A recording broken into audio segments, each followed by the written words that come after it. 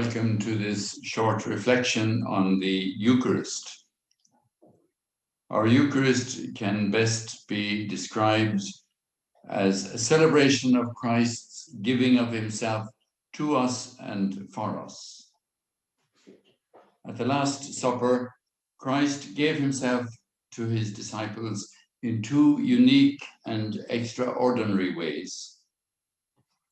In the washing of the feet, he gave an example of humility and service for his disciples to model their lives on. And in the Eucharist, he radically identified himself with bread and wine. He found a way to nourish the spiritual hunger of people into the future. In both of these acts of giving, he anticipated an even greater gift of himself for the disciples and for all of us in the death and resurrection on the cross the following day, Good Friday. Selfless giving is what, above all, characterizes Christ's life. Throughout his preaching and ministry, he continually gave himself to people to satisfy their needs and their hungers. He constantly, if you like, made himself bread for people.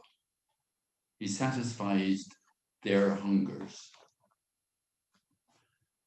Apart from malnutrition and starvation, there are many other hungers that affect the human condition and the human reality.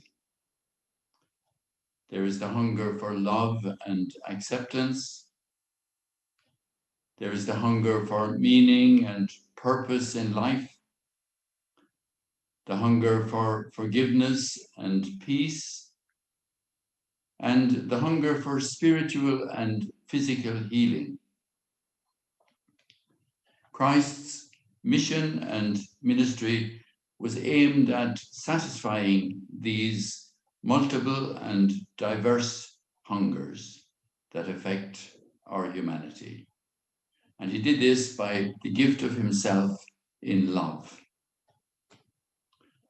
To those who were physically hungry, he multiplied loaves and fish in the feeding of the 4,000 and the feeding of the 5,000. To the sick, the infirm, the blind, the lame, the lepers, he gave the bread of physical healing to them. And this was the only bread that they really wanted.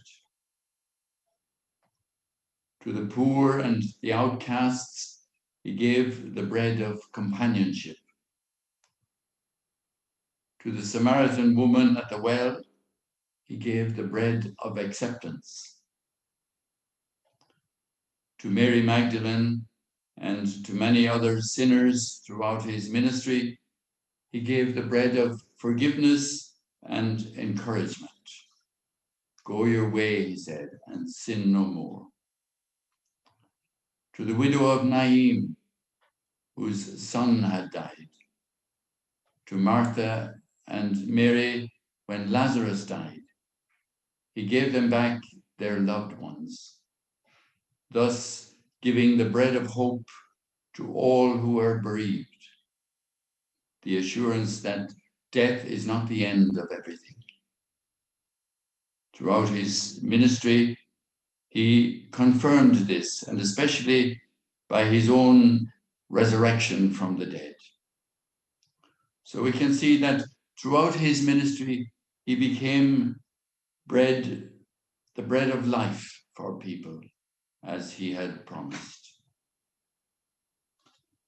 Jesus intended that what he did at the Last Supper would not just be a one-off event, but rather a template for discipleship and for the shape of the church into the future. When he had washed the feet of his disciples, he said, "Do what I have done." love one another as I have loved you. In giving himself as food and drink in the Eucharist, he said, "Do this in memory of me." And this is what we do when we celebrate the Eucharist. The night before the Lord died, he instituted the Eucharist and the priesthood.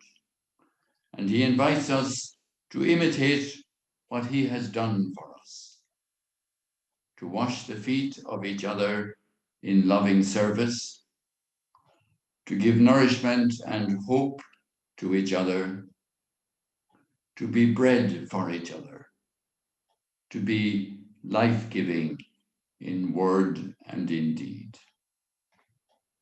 Thank you very much.